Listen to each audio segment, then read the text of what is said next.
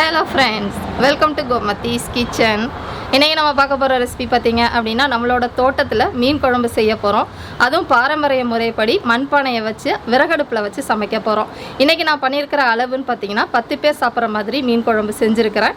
அதுவும் சங்கரா மீனை வச்சு செஞ்சிருக்கிறேன். இதே மீன் குழம்பு நீங்க மற்ற மீன்களை வச்சு செஞ்சாலுமே ரொம்பவே நல்லா இருக்கும். இப்போ அதை எப்படி செய்யலாங்கிறத பார்க்கலாம்.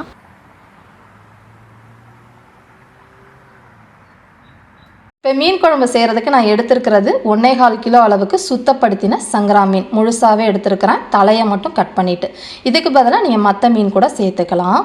இப்போ இந்த குழம்பு செய்கிறதுக்கு புளியோட அளவுன்னு பார்த்தீங்க அப்படின்னா நல்ல ஒரு பெரிய கிரிக்கெட் பால் அளவுக்கு புளி, கிட்டத்தட்ட ஒரு 62 கிராம் அளவுக்கு புளி எடுத்துருக்கிறேன். பழைய புளியும் புது புளியும் சேர்த்து எடுத்துருக்கிறேன். புளிக்குழம்பு அந்த மாதிரி மீன் குழம்புக்கெல்லாம் பழைய புளி போட்டு செய்கிறப்ப டேஸ்ட் நல்லாயிருக்கும். இப்போ இந்த புளி ஏற்கனவே ஊற வச்சு கரைச்ச கரைசலோட அளவுன்னு பார்த்தீங்கன்னா மெஷரிங் கப்பில் 4.5 கப் அளவுக்கு இருக்குது. அதில் ஒரு 1/2 டீஸ்பூன் அளவுக்கு மஞ்சள் பொடி சேர்த்துக்கோங்க. நம்ம இன்றைக்கி இந்த குழம்பு குழம்பு தூளும் மிளகாய் தூளும் போட்டு செய்ய போகிறோம். முதல்ல மிளகாய் தூளோட அளவு கிட்டத்தட்ட ஒரு 3 டேபிள் ஸ்பூன் அளவுக்கு தனி மிளகாய் தூள் சேர்த்துருக்கிறேன். இப்போ மல்லித்தூள்னு பார்த்திங்கன்னா எடுத்துருக்கிற நம்ம மிளகாய் தூளுக்கு 2 பங்கு சேர்த்துக்கணும். அதனால் ஒரு 6 டேபிள் ஸ்பூன் அளவுக்கு மல்லிப்பொடி சேர்த்துக்கோங்க.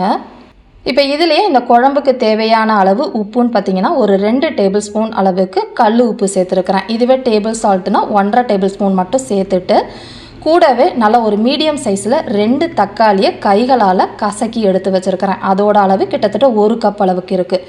அதை இதில் சேர்த்துட்டு எல்லாத்தையுமே நல்லா கரைச்சி விட்டுருங்க. குழம்பு தூள் நம்ம குழம்பு செய்கிறப்ப போட்டுக்கலாம். இப்போ பார்த்தீங்கன்னா நம்மளோட குழம்புக்கு தேவையான புளிக்கரைசல் கலவை ரெடி ஆகிடுச்சு. இப்போ குழம்பு செய்ய ஆரம்பிக்கலாம். இப்போ இன்றைக்கி குழம்பு விறகடுப்பில் மண்சட்டியில் செய்ய போகிறோம் பாரம்பரிய முறைப்படி. அப்படி இல்லைன்னா நீங்கள் வீட்டில் இருக்கிற பாத்திரத்தில் கேஸ் அடுப்பில் செஞ்சாலும் நல்லாயிருக்கும். என்னன்னு பார்த்தீங்கன்னா நான் இன்றைக்கி நல்லெண்ணெய் 1/3 கப் அளவுக்கு சேர்த்துருக்கிறேன். அதாவது 5 டேபிள் ஸ்பூன் அளவுக்கு நல்லெண்ணெய் சேர்த்துருக்கிறேன். இதுக்கு பதிலாக நீங்கள் எண்ணெய் வீட்டில் யூஸ் பண்ணுறீங்களோ அது கூட சேர்த்துக்கலாம். தாளிக்கிறதுக்கு 1 டீஸ்பூன் அளவுக்கு கடுகு, 1/2 டீஸ்பூன் அளவுக்கு வெந்தயம், 1 டீஸ்பூன் அளவுக்கு சீரகம் சேர்த்துக்கோங்க. இப்போ இது எல்லாமே நல்ல ஒரு மிதமான தீயில் பொரிஞ்சு செவந்து வரட்டும். இப்போ இந்த அளவு பொரிஞ்சிக்கிட்டு இருக்கிறப்பயே இதில் கருவேப்பிலை கொஞ்சத்தை கிள்ளி போட்டு சேர்த்துக்கோங்க. இப்போ இன்றைக்கி இந்த குழம்புக்கு சின்ன வெங்காயம் போட்டு தான் செய்ய போகிறேன். அப்போ தான் ரொம்ப நல்லாயிருக்கும். கிட்டத்தட்ட ஒரு 1/4 கிலோ அளவுக்கு சின்ன வெங்காயத்தை பொடுசாக கட் பண்ணனதோட அளவு 1 கப் அளவுக்கு இருக்குது. அதை இதில் சேர்த்துருக்கிறேன். அப்படி இல்லைன்னா ஒரு பெரிய வெங்காயம் 1 வெங்காயத்தை பொடுசாக கட் பண்ணி சேர்த்து நல்லா செவக்கிற அளவுக்கு வதக்கி விட்டுக்கலாம். இது வதங்கிட்டு இருக்கப்பே 3 பச்சை மிளகாவை முழுசாக சேர்த்து வதக்கிறப்ப அந்த பச்சை மிளகாவோட வாசம் இந்த குழம்புக்கு ரொம்ப நல்லாயிருக்கும். இப்போ இந்த வெங்காயம் பாதி அளவு வெந்துக்கிட்டு இருக்கிறப்பயே பார்த்திங்கன்னா ஒரு 7லேருந்து 8 பல்லு பூண்டை பாதியாக கட் பண்ணி சேர்த்துருக்கிறேன் 1/4 கப் அளவுக்கு. அதையும் இதில் சேர்த்து இப்போ வெங்காயம் நல்லா செவந்து வரணும், பூண்டு வெந்து வர அளவுக்கு வதக்கிக்கலாம். இப்போ பார்த்தீங்கன்னா நம்ம வெங்காயம் நல்லா செவந்து இந்த அளவுக்கு வந்துருச்சு. அதாவது கறிவடகம் தாளித்தா வெங்காயம் எப்படி செவக்கணுமோ அந்த அளவுக்கு நீங்கள் வதக்குனீங்கன்னா குழம்போட டேஸ்ட்டு உங்களுக்கு ரொம்ப நல்லாயிருக்கும். இப்போ இந்த சமயத்தில் கரைச்சி வச்சுருக்கிற அந்த புளி மிளகாய்த்தூள் கலவை இருக்குது பார்த்திங்களா, அதை இதில் சேர்த்துக்கலாம். இது சேர்த்ததுக்கப்புறமா சட்டியில் கொஞ்சமாக மசாலா இருக்கும். அந்த சமயத்தில் அதில் கிட்டத்தட்ட ஒரு 1/2 கப்பு போல் தண்ணியை ஊற்றி அதையும் இதிலையே சேர்த்துக்கோங்க. இப்போ இதில் நம்ம குழம்புத்தூள் போட போகிறோன்னு சொன்னேன் இல்லையா, அது கிட்டத்தட்ட ஒரு டேபிள் ஸ்பூனில் 2 டேபிள் ஸ்பூன் அளவுக்கு சேர்த்துக்கிறேன். முழுக்க குழம்புத்தூள் போட்டு செய்கிறப்ப குழப்பாக இருக்கும் குழம்பு. ஏன்னா அதில் பருப்பெல்லாம் இருக்கும் இல்லையா, அதனால் 2 டேபிள் ஸ்பூனை தாராளமாக போதுமான அளவு. இது எப்படி செய்யணுங்கிறோட லிங்க் கீழே டிஸ்கிரிப்ஷனில் கொடுக்குறேன், செக் பண்ணி பார்த்துக்கோங்க. இப்போ இது எல்லாமே நல்லா கலந்து மூடி வச்சு மிதமான தீயில் புளியோட பச்சை வாசனை போய் மசாலாவோட பச்சை வாசனை போய் எண்ணெய் பிரிஞ்சு வரணும், அந்த அளவுக்கு கொதிக்க விடுங்க.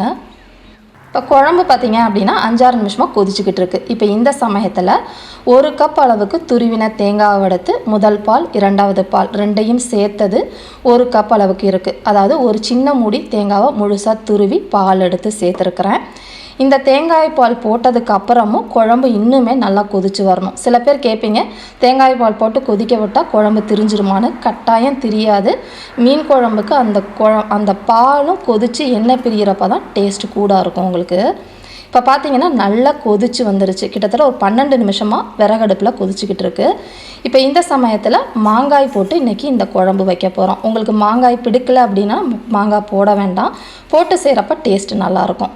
அது ஒரு 2-3 நிமிஷத்துக்கு மாங்காய் போட்டு கொதிக்க வச்சதுக்கு அப்புறமா நம்ம மீன் துண்டுகளை சேர்த்துக்கலாம். இப்போ 3 நிமிஷம் ஆயிடுச்சு. மீனை நம்ம எடுத்து போட்டுக்கலாம். மீன் சில பேர் கேட்கலாம் கீரி போடலாம் அப்படின்னு.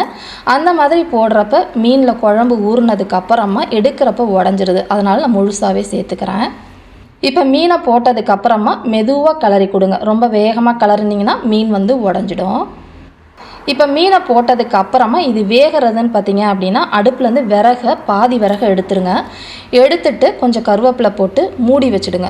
மூடி வச்சு அதாவது கந்தில் அப்படி இல்லைன்னா லோ ஃபயரில் இது கிட்டத்தட்ட ஒரு 7லேருந்து 10 நிமிஷம் வேக விடுங்க. உங்களுக்கு முழு மீன் கொஞ்சம் பெருசாக இருக்கிறனால அவ்வளோ நேரம் ஆகும். பீசஸாக போட்டிங்கன்னா 5 நிமிஷத்தில் உங்களுக்கு நல்லா வெந்து வந்துடும். இப்போ குழம்பு பார்த்திங்கன்னா அந்த கந்திலேயே கிட்டத்தட்ட 10 நிமிஷமாக கொதிச்சிக்கிட்டு இருக்குது. செம்ம வாசமாக இருந்துச்சு பார்த்துக்கோங்க. இந்த குழம்பு செய்கிறப்ப குழம்பு நல்லா எண்ணெய் பிரிஞ்சு வந்துருச்சு. ஒரே ஒரு மீனை எடுத்து செக் பண்ணி பாருங்கள். நல்லா நிறம் மாறி இந்த அளவுக்கு வெந்துருச்சுன்னா போதும், சரியாக இருக்கும். நமக்கு குழம்போட கன்சிஸ்டன்சி இந்த அளவுக்கு இருந்துச்சு அப்படின்னா நம்ம நேரம் ஆகி சாப்பிட்றப்ப உங்களுக்கு நல்லாவே இன்னும் திக்காகி வந்துடும். இப்போயே கெட்டியாக்குனிங்கன்னா ரொம்ப குழப்பாயிடும். இந்த குழம்பு நீங்கள் ஒரு 2 மணி நேரத்துக்கு முன்னாடி, அதாவது சாப்பிட போகிற 2 மணி நேரத்துக்கு முன்னாடி செஞ்சீங்க அப்படின்னா குழம்பும் மீனும் நல்லா ஊறி சாப்பிட்றதுக்கு சூப்பராக இருக்கும். கடைசியாக கொஞ்சம் ஃப்ரெஷ்ஷாக கருவேப்பிலை போட்டுட்டு இறக்கி வச்சிட வேண்டியதான். சூப்பரான கிராமத்து சுவையில் மீன் குழம்பு ரெடி ஆயிடுச்சு. இதே மாதிரி அளவுகளோட இந்த குழம்பை செஞ்சு பார்த்துட்டு எப்படி இருக்குங்கிறத கமெண்ட் பண்ணுங்கள். வீடியோ பிடிச்சிருந்தாலும் கமெண்ட் பண்ணுங்கள், லைக் பண்ணுங்கள். மறக்காமல் கோமதிஸ் கிச்சன் சேனலையும் சப்ஸ்கிரைப் பண்ணி வச்சுக்கோங்க. தேங்க்ஸ் ஃபார் வாட்சிங்.